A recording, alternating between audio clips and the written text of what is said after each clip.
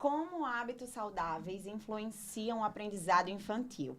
Esse tema é importantíssimo para a gente colaborar com o processo de desenvolvimento, né, e aprendizagem dos nossos alunos na escola. Eu sou a Aldine Fernandes, estou aqui com mais um episódio do nosso Universo do Psi Escolar Podcast, onde a gente leva muito conteúdo em relação à área da educação, à infância, adolescência e tudo que a gente pode transformar, certo? Hoje eu tenho uma convidada muito especial, nada mais, nada menos do que a pediatra do meu filho, né? Quem me acompanha desde a barriga, com o Murilo na barriga, e uma pessoa que eu senti muita confiança, muito acolhimento, muita parte humana e muito antenada, né? Ao desenvolvimento dos pequenos. E aí eu trouxe ela hoje, doutora Roberta Pessoa, trouxe a especialista da área de pediatria para conversar com a gente sobre esses hábitos e o que é que eles influenciam no aprendizado das crianças. Seja muito bem-vinda, doutora Roberta.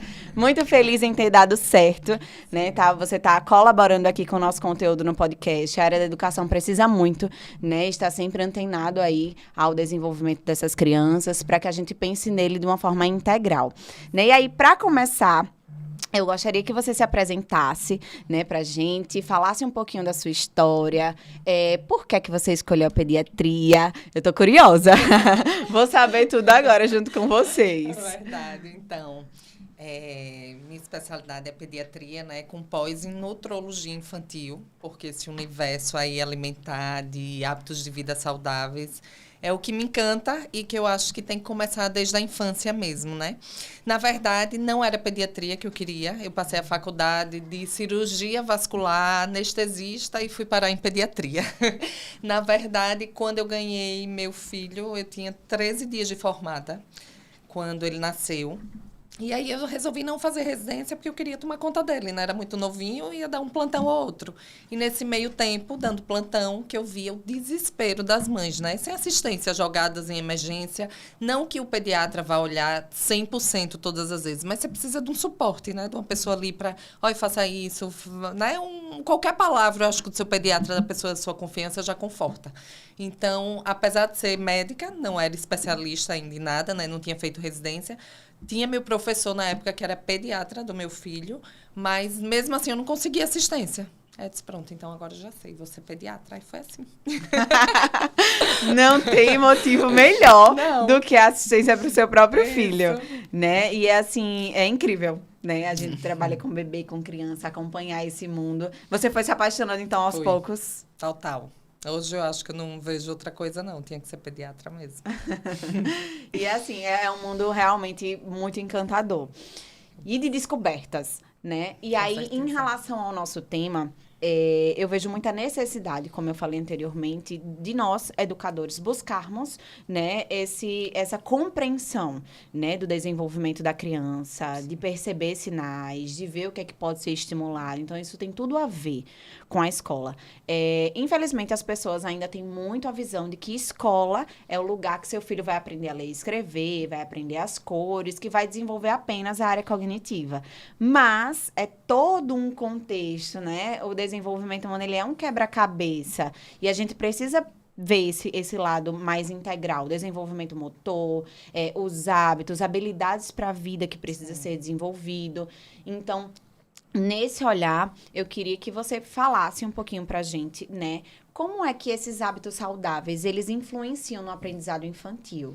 Então, né? Eu acho que é um pilar e eu acho que a gente vai desenvolvendo isso na nossa conversa. Mas o hábito saudável, né? Eu acho que 3 coisas andam junto, que é a alimentação, o sono e a atividade física. Então, é um conjunto, né? Não existe só um. Em relação ao hábito alimentar, vamos dizer assim, é super importante, porque o corpo é uma máquina ali, né? Então, ele precisa de coisas boas para funcionar de forma adequada. Falando nos macro e micronutrientes, né, que são essenciais para o desenvolvimento, a gente vê principalmente dos micronutrientes, as vitaminas e minerais. Hoje a gente fala muito do ferro, né? Por exemplo, que a anemia vai afetar no processo, né, cognitivo, do desenvolvimento daquela criança. Então, na pediatria, a gente foca muito nos 1000 dias. O que é isso? É desde a concepção. Antes você foi na consulta comigo ainda gestante, né? Então, assim, desde a concepção, pai e mãe Até os 2 anos de vida é a parte mais importante da criança, né? De maior desenvolvimento. Então, aí que é essencial uma alimentação bem balanceada, as vitaminas e minerais todas certinhas para poder ter o bom desenvolvimento. Senão vai começar a ter carências aí no processo de aprendizado depois. E a gente vê que não é só o ferro, né? Hoje a gente já tem dimensão de muito mais. Ferro, B6, B12, zinco, colina, ômega, enfim. Eu acho que é uma coisa que ainda é muito para o futuro. As pessoas estão começando a entender a importância disso agora. Eu acho que no futuro vai ser uma coisa mais comum. Mas você vê que ainda não é tão rotineira, né? A Sociedade de Pediatria mesmo, por exemplo, só preconiza, se você for ler, é ferro e vitamina D, né? O restante não tem protocolo nenhum. Solta uma coisa ou outra. Mas a gente vê que isso é importantíssimo para o bom desenvolvimento das crianças. Tanto cognitivo como, né? Sim, desenvolvimento de uma forma geral, né? E, assim, é preocupante, a gente precisa se atentar a isso, porque na escola é o primeiro ambiente, né, social grande que a criança vai frequentar. Então, o que acontece na escola diariamente, é uma forma dela aprender, né? Ela não está ali apenas para esse letramento, vamos dizer assim. Mas também para adquirir hábitos saudáveis para a vida. Então, a escola precisa estar com esse cuidado. Eu acho que um dos desafios, que são muitos, é a questão do lanche, né? Do lanche em ser saudável, da lancheira, de ter muitos alimentos que não são ideais, principalmente para as crianças menorzinhas. Você percebe isso também com a sua prática? Com certeza, é o principal. Eu acho que as crianças, na verdade, às vezes até em casa, os pais têm um hábito alimentar saudável. Eu não sei se é porque quem me procura já me vê assim, e aí me procura por conta disso. Então, eu tenho várias mães e pais super, entendeu? Que faz tudo direitinho e que as crianças começam a conhecer o que não presta, vamos dizer assim, na escola. Né? O lanche do coleguinha. Então, assim, tem escolas que já estão bem atenadas a isso. Algumas específicas a gente pode até citar. Mas ainda é uma coisa que precisa evoluir. Esse negócio de lanche, cada um leva o lanche de casa. Então, um leva Cheetos, um leva capa, um leva biscoito recheado. A criança que não conhece prova, lógico, é super hiperpalatável. É doce, é açúcar, né? Então, eles começam a provar na escola. Né? Então, acho que é um ponto que precisava realmente as escolas estarem mais atentas a isso. E, assim, é interessante você falando, porque a gente consegue perceber, né, cientificamente, como o nosso corpo funciona, o déficit de algumas vitaminas que vai interferir na aprendizagem. Porque, muitas vezes, no futuro, né, ao decorrer dos anos, quando começa mais na idade de alfabetização, né? Quando vai lá para o fundamental, anos iniciais, que a gente começa a perceber mais dificuldades em relação à aprendizagem. E é interessante que os pais acham que é uma coisa, né? A aprendizagem da criança é isso aqui. Por que meu filho não está aprendendo? Eu já coloquei na melhor escola, eu coloquei no reforço, eu fiz isso. São tantas atividades, tá fazendo Kumon, tá fazendo isso, tá fazendo aquilo. E vem a falta de atenção, tem TDAH, né? Porque eu nunca vi tanto diagnóstico de TDAH também. De repente. E aí, eles acabam, né, com essa preocupação, achando que tem uma partezinha, assim, a aprendizagem solta, né, na nossa mente. E não é assim que funciona. Então, é todo um contexto que precisa ser avaliado. Então, a gente precisa entender o contexto social dessa criança. Então, a alimentação vai interferir, né? O sono, o desenvolvimento emocional dessa criança, ela precisa se sentir segura, se sentir capaz. Então, é todo um conjunto para que ela aprenda. E, principalmente, a forma que isso está sendo lidado. Os pais, às vezes, ficam naquela apreensão, naquele cuidado, né? E outro ponto, né, que a gente vê também como desafio em relação a essa aprendizagem é o uso excessivo de telas. O que é que você, quanto profissional da área, né, como pediatra, tem a dizer em relação ao uso de telas? Por favor, pais e mães, fiquem bem atentos. Esse é um problema sério, né? Um problema universal, na verdade. As crianças estão cada vez mais, né? Tela, 24 horas na tela. Chegou da escola, tela. E você pode perguntar a qualquer pai e mãe, até dos menorzinhos, quanto tempo de tela? Chega da escola, fica na tela. Daqui a pouco vai pra tela. E é isso, eu acho que o povo também... Eu sei que a vida é corrida, né? Que a gente trabalha, a gente chega cansado e tudo, e às vezes um minutinho ali para poder ficar livre aquele segundo. Mas isso está acabando não só com as crianças, né? Com todo mundo. Você vê que elas estão cada vez mais ansiosas. TikTok, não sei, esses que passa, que é bem rápido, acho que é TikTok. Imediatos. Eles são imediatistas, porque eles não conseguem nem acabar de assistir o vídeo, né? Eles, é passando, é rápido, eles estão ansiosos. É super estímulo, né, de luzes, de informações. Então, assim, eu acho que é um grande problema. Você vê na China, eles não têm, né? Eles não têm acesso à rede social, assim, eles não têm TikTok, eles não têm nada disso. A cabeça é ali, ó, para evoluir, por isso que estão evoluindo. E a gente bitolado cada vez mais em rede social, em besterol, porque só tem besterol ali, né?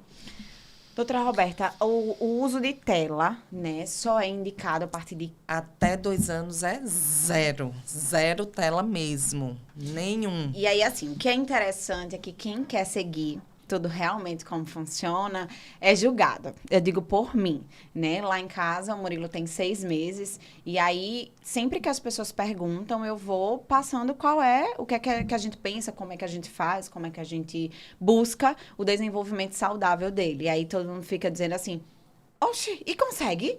Como assim? É. Isso e aquilo outro. Então, sempre ficam criticando, como se eu e o pai fôssemos muito... O certo são os errados, né, hoje? Exatamente. E em questão tudo, de tela, principalmente, porque eu acho que ainda é mais difícil que a parte alimentar, você não dá tela hoje em dia.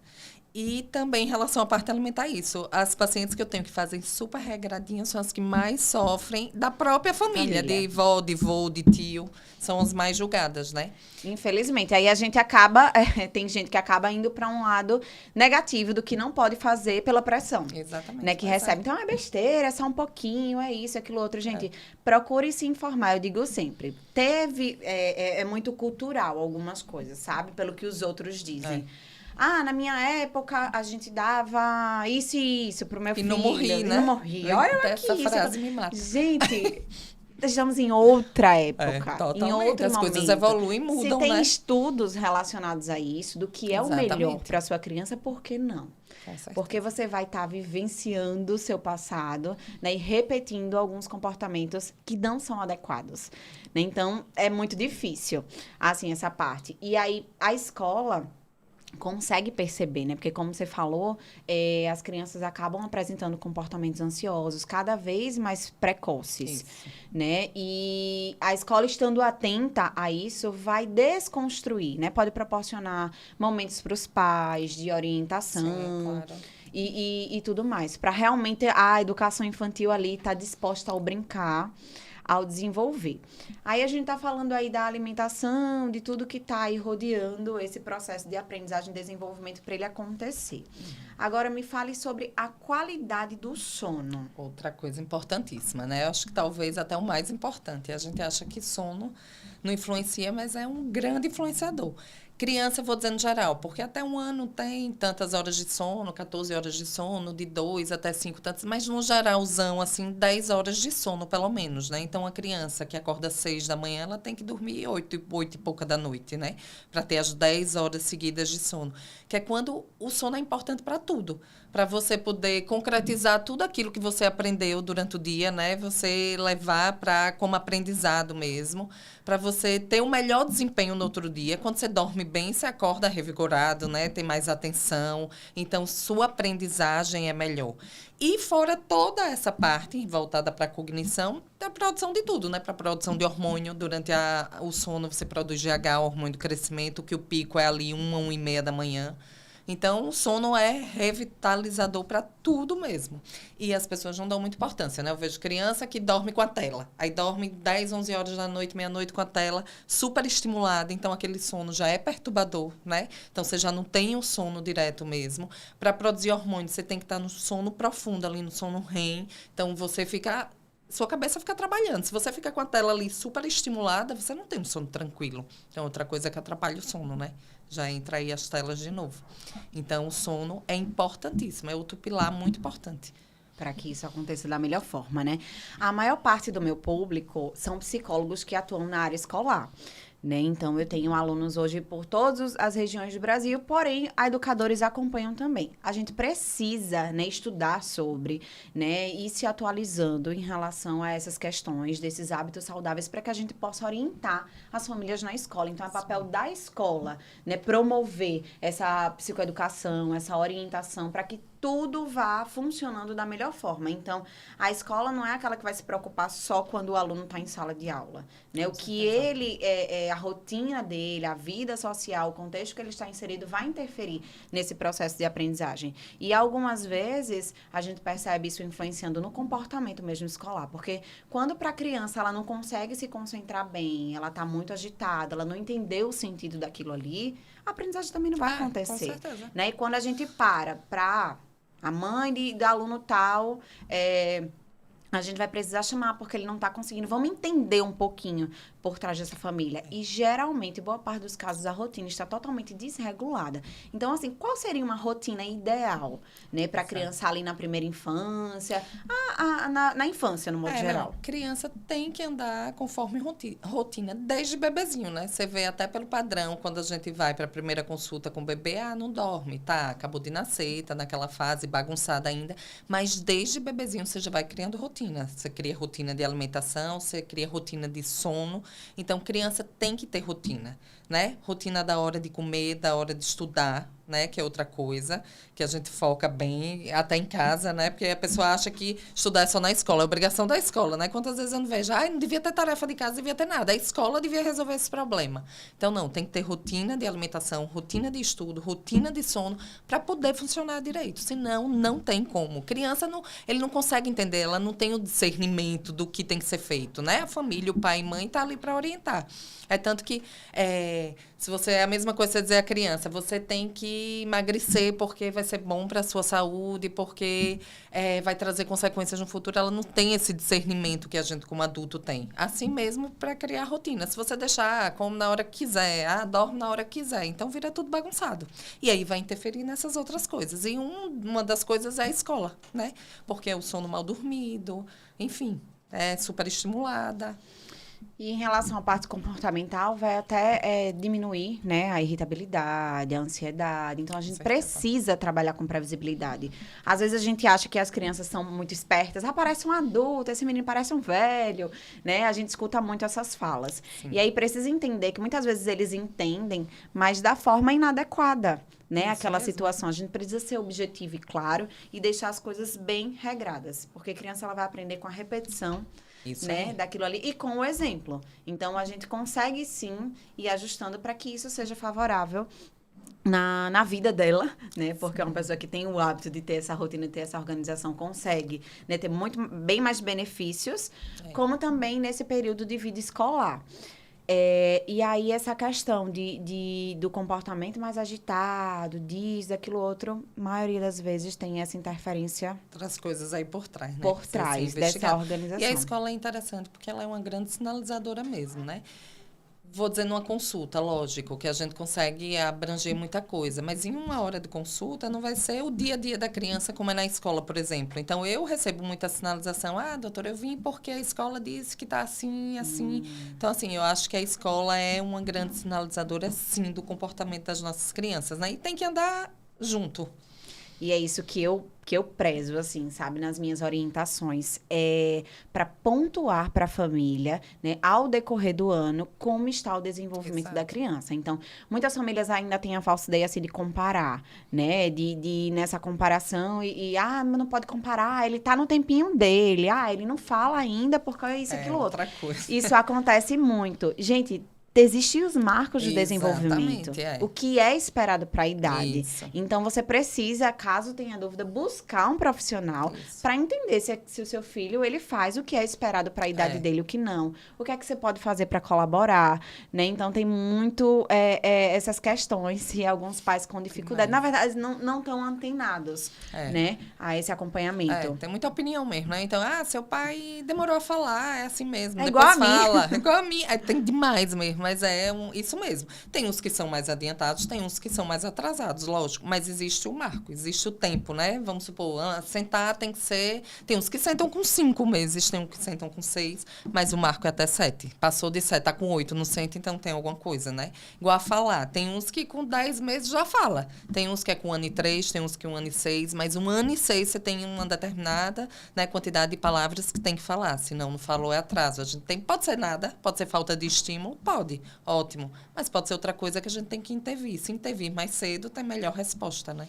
Tá? E a importância, né, dos profissionais da área da educação entenderem sobre o desenvolvimento infantil. Porque, assim, muitas vezes as famílias, elas não têm acesso, né, às informações. Não tem um profissional, né, que acompanhe realmente todas essas questões. Está ali pensando só se o menino adoeceu, isso, aquilo, outro. Então, não está antenado para esse desenvolvimento global. E aí, a escola compreendendo, ela consegue ser sinalizadora. Então, fico no pé para que esses profissionais, eles passem realmente o que acontece para a família. Porque, por exemplo, no meio e no final do ano, né, geralmente são emitidos pareceres descritivos dessas crianças. Sim. E aí, alguns professores, quando vão colocar nessas informações, eles romantizam demais. E aí, alguns comportamentos que são inadequados, algumas dificuldades, precisa ser pontuado. Porque senão pega um relatório, leva lá para o médico. Isso. E aí, o médico, pela fala da mãe, tá tudo certo. E pela fala da escola, não tem nenhuma dificuldade. Então, muitas vezes tem esse atraso, né, Roberta? Em relação a atrasos de desenvolvimento. Sim. Por dificuldade nessas sinalizações. Porque pai e mãe realmente, como você disse, né? Às vezes procura o médico achando que tem que procurar pela doença. E não é, né? A gente tem que ver o desenvolvimento, que é a parte mais importante. Por isso a importância da rotina. E outra coisa que você sinalizou é muito importante também, que isso serve até para a gente, como médico, pedir os relatórios da escola, sim. Outro ponto, porque às vezes a gente escuta muitos pais, né? Mas a gente não vê a visão de outro profissional que entende mais, que está observando os marcos no decorrer de todos os dias, praticamente, né? Da escola.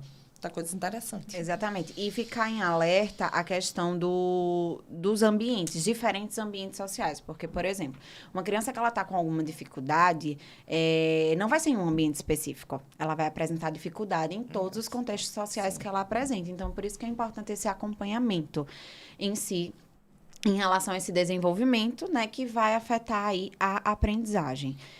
E aí eu digo assim, em relação à parte alimentar, certo?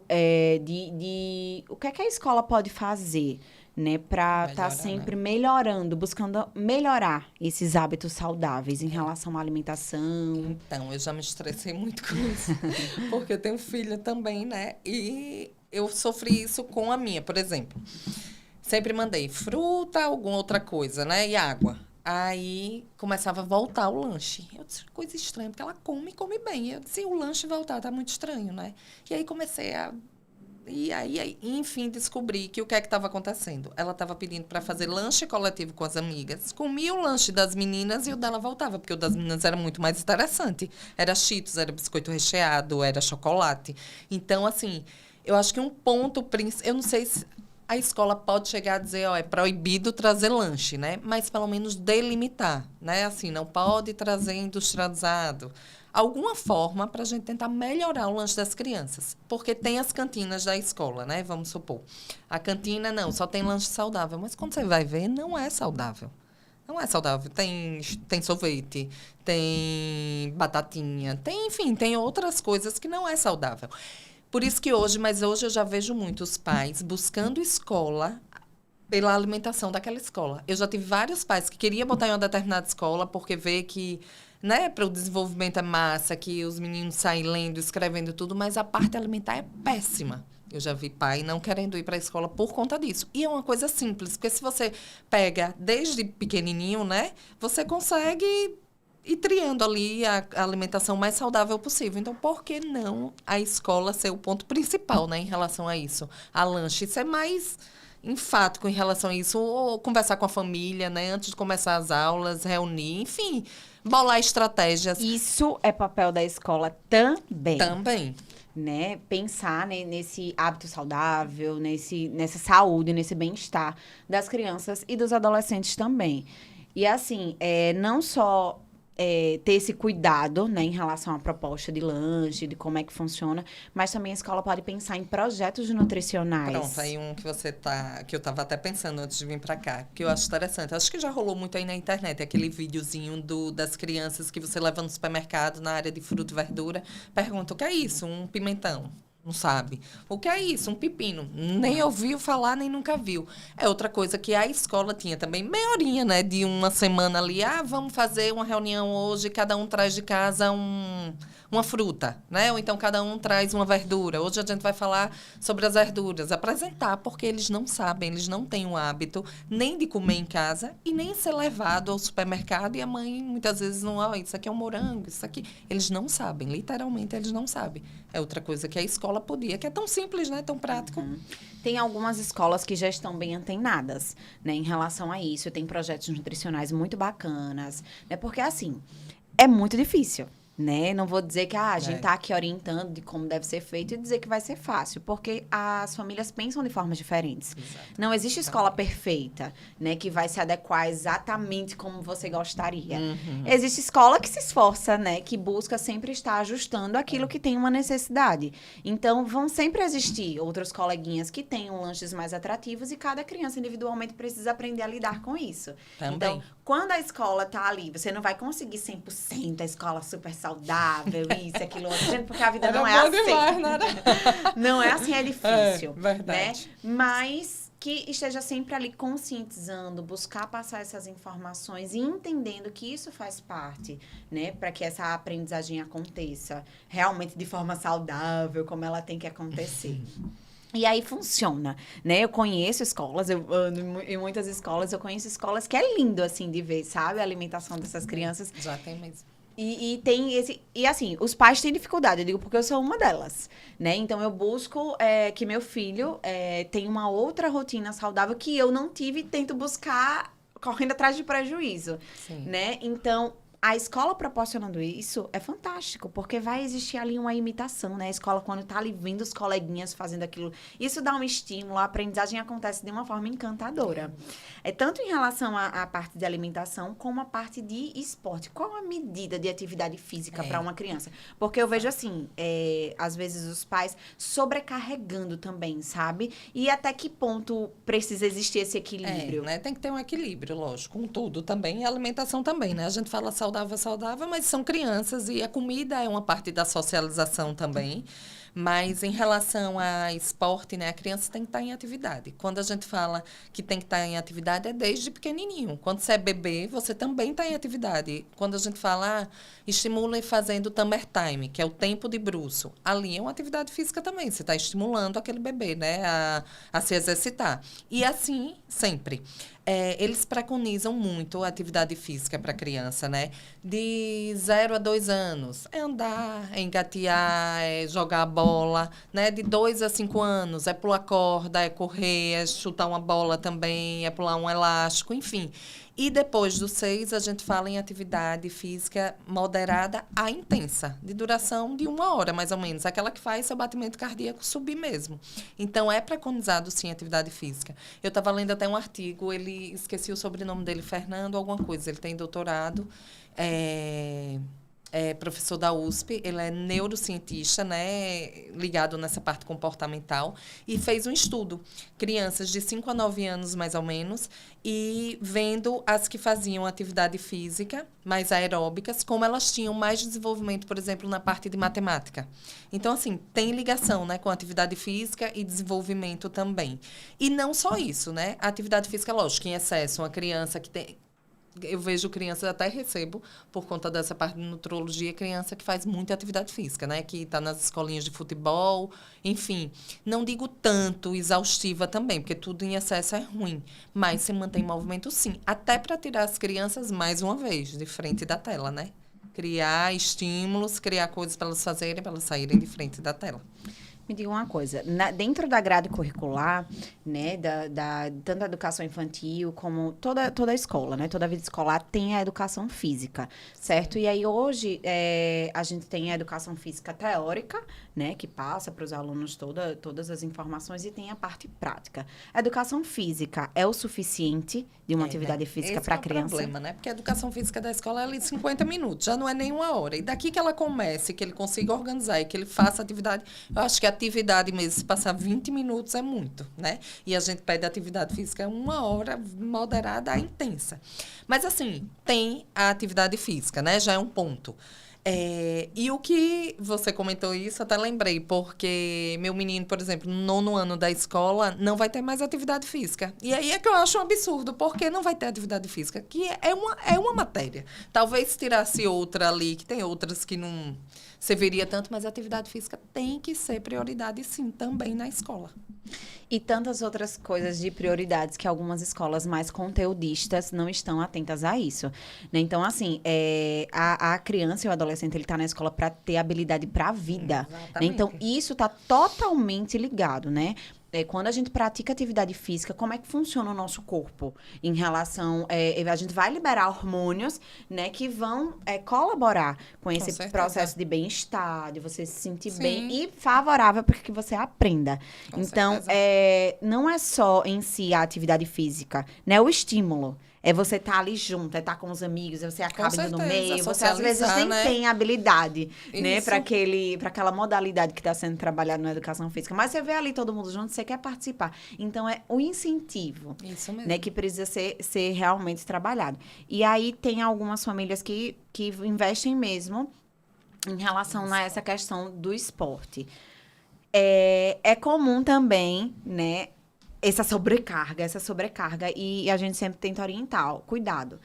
Tenta passar para essa criança com entusiasmo o que é que ele vai fazer, vai encantando ela em relação ao esporte. Porque às vezes, se para você é um fardo, para a criança vai ser também, eita, bora logo já natação do feminino, eita, isso, aquilo, outro, você já vai reclamando, então para a criança também vai ser bom. É verdade, viu? Entende? Então, ela acaba entendendo que aquilo ali não é algo divertido. E pode ser também, né, essa prática de atividade física e esporte dentro da escola. E assim, não só o esporte em si, mas criança que não faz esporte, tá? A família não consegue em relação à logística de tempo. Tem uma outra forma dos pais estimularem essa atividade física? Sim, em casa mesmo, né? Criança tem que brincar. Tudo bem que a vida hoje não é como antigamente, que a gente brincava no meio da rua, saía correndo, né? Passava mais tempo na rua do que dentro de casa. Mas a gente pode estimular, sim. Fazer brincadeiras lúdicas. Tem tanta coisa. Eu digo até paciente minha, às vezes quer emagrecer, já é maiorzinha, 9, 10 anos. Aí, tia, mas eu não consigo. O horário do esporte, minha mãe não consegue, não sei o quê. Eu disse, vamos botar dança. Gosta de dançar? Gosto. Então, vamos botar dança na televisão pra gente dançar, se movimentar. Gosto de dançar? Adoro. Pronto. Já é uma atividade física. Entendeu? Desce pro prédio, tem bicicleta, tem patins, tem bola. Enfim, tem jeito, tem que se movimentar, né? Não precisa ser exatamente o esporte. Eu quero que a criança seja ativa.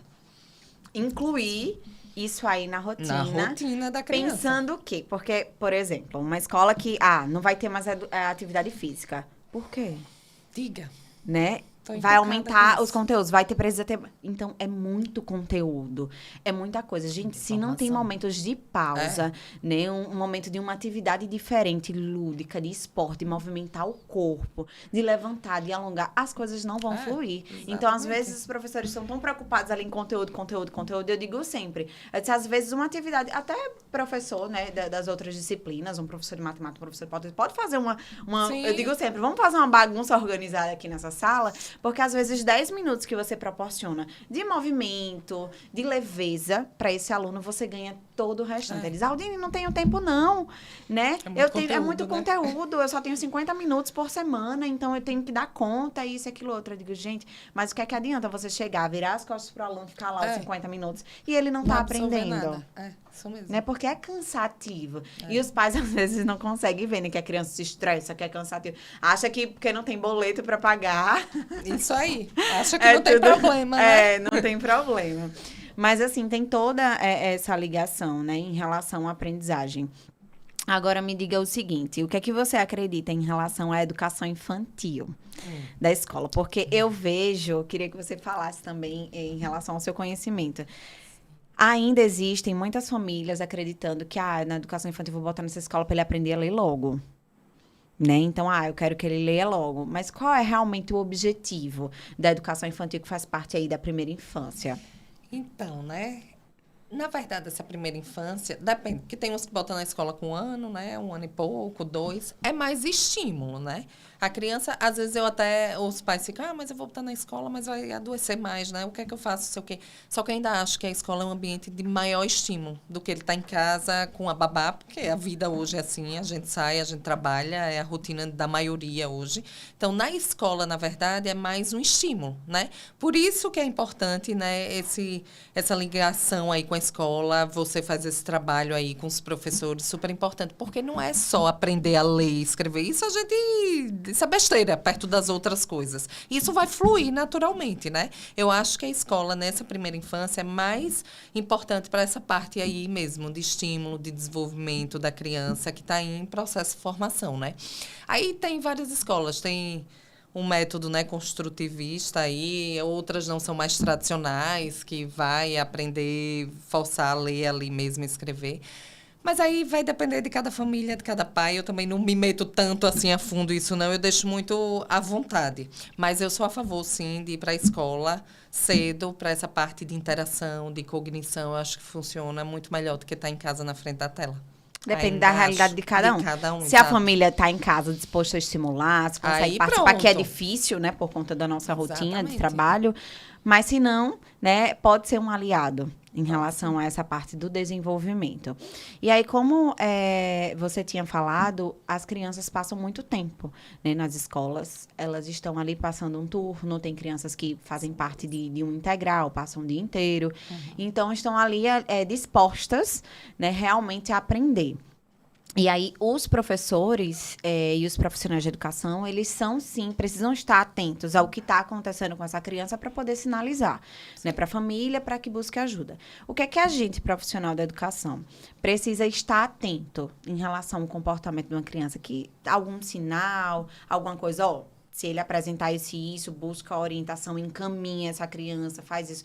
Na sua experiência, o que é que você acha que a gente tem que estar em alerta? Isso, é isso que eu recebo, né? Às vezes, sinalização dos pais procurarem, porque a escola sinalizou, né? Quando é muito pequenininho, que entra com 1 ano e 3, elas sinalizam, a interação social tá pouca, a fala não flui, ou então a criança... É porque a gente tem mania de achar que a criança que é mais fechada, né, é a criança que tem maior problema, mas a criança também super estimulada é outro problema, né? A gente estava até falando antes, essa criança que sabe mais do que todo mundo, essa criança que é muito ativa, que é muito dada, ou então que inculca com um certo objeto. A própria escola, às vezes, consegue observar mais do que em casa. Ou então, vamos supor, às vezes a gente, talvez pela inexperiência, ou às vezes o primeiro filho, você não entender também, às vezes aquela criança que você vê que é diferente. A escola consegue, até por estar no meio de tantas crianças, ela consegue ver, né? Ou a criança que não fixa olhar, ou a criança... Deixa eu ver mais, assim, que geralmente me chega bastante, que é hiperativa, que não se concentra, que não para, que não consegue deixar as outras crianças se concentrarem também. Então, assim, eu acho que hoje a escola está até preparada a esse ponto. Eu nunca cheguei a ter, assim, paciente que queixa assim, mas a escola nunca sinalizou. Geralmente elas deixam, alguma deixa, entendeu? E às vezes eu acho que é a família que não aceita mais do que a própria escola. Mas eu acho que os pontos principais, por isso que esses marcos de desenvolvimento tem que ser, os professores têm que estar por dentro também. Existe, né? Existe uma tabelinha, até na caderneta de vacina mesmo, que é bem prática, que você vê, você pontua ali de tantos em tantos meses o que é que aquela criança consegue fazer. Lá tem até 36 meses, né? Então, até 3 anos. Então, porque tem que estar observando para realmente sinalizar. Até mais para aqueles pais que não fazem rotina de acompanhamento, né? Então, não tem ninguém com experiência que observe. Então, vai ser a escola que vai pontualizar mais do que a própria família, né? Perceber. Que bom, né? Que hoje a gente vê uma evolução em relação sim. a essas sinalizações, a esse acompanhamento por parte da escola. Em outro lado, eu vejo também as escolas com muito receio, sabe? Então, as famílias não aceitam, né, que seja pontuado. Então, tem que ser feito essa sinalização, essa orientação de forma muito cuidadosa, tá? Então, eu digo sempre, a escola não tá ali para diagnosticar ninguém. Exatamente isso. Porque não cabe a um professor, eu acho que seu filho é autista. Isso. Eu acho, você não acha nada, né? Você sinaliza aquele atraso, né? Exatamente. Você não é um profissional adequado para isso. Então, precisa encaminhar. O que a escola precisa pontuar são os comportamentos que eles veem como dificuldade, como atraso. Exatamente. Que pode acontecer não necessariamente com a criança que vai apresentar um diagnóstico. Por falta de estímulo, ela é hiperativa TDAH. Exatamente. Né? Então, tem muita coisa ali por trás que precisa ser acompanhada. Então, eu digo sempre, não deixa de encaminhar, mas faz isso de forma cuidadosa para que essa família tente acolher bem, né? Aceitar, entender, né?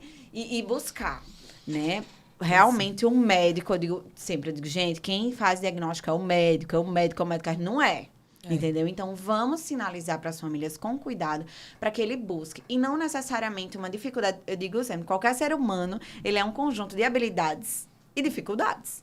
Né? Então, a criança não é diferente. Então, talvez a criança está apresentando dificuldade, não consegue ainda, né, apresentar isso aqui, tá tudo bem. O que ela precisa de estímulos para que ela consiga. Então, esse cuidado aí, né, acredito que faz a diferença. Mas me diga assim, Roberto, eu tô sugando mesmo, porque eu adoro aproveitar. Se me deixar aqui, eu vou ficar atrás todinha com você. Conversando, da gente conversando e entendendo, porque assim, é muito importante que a gente entenda, né, como um todo. E aí, assim, esses hábitos saudáveis na escola, a gente já conversou, né, de como é que é importante. Eu queria saber, pra gente... já começando a chegar perto do fim da nossa sessão, o que é que você acredita, assim, o que é que você espera do futuro das crianças e o que é que você quer impactar em relação ao seu trabalho? Então, é exatamente, né? Como eu sou mais ligada para essa estilo de vida, qualidade de vida, é isso que eu tento buscar nas famílias, né? Eu sei que não vão ser todas, mas uma sementinha que eu consegui plantar ali, eu acho que já faz uma diferença enorme. Porque o futuro da gente depende justamente delas, né? Das nossas crianças em formação em tudo em relação à saúde, ser um idoso mais ativo, mais esperto, com a cabeça boa, né? Não ser aquele idoso doente, acamado, tomando medicação, a cognição lá embaixo, né? Você, não sei se você já viu, tem uma série até na Netflix que esqueci o nome, que são as 5 regiões do mundo que são de pessoas mais saudáveis, mais ativas, né? E que é justamente isso. Os idosos são idosos que sobem ladeira, desce ladeira. Então, são idosos os mais velhos que dão conselhos para os mais novos, porque eles têm a cabeça boa. E a vida deles é justamente isso.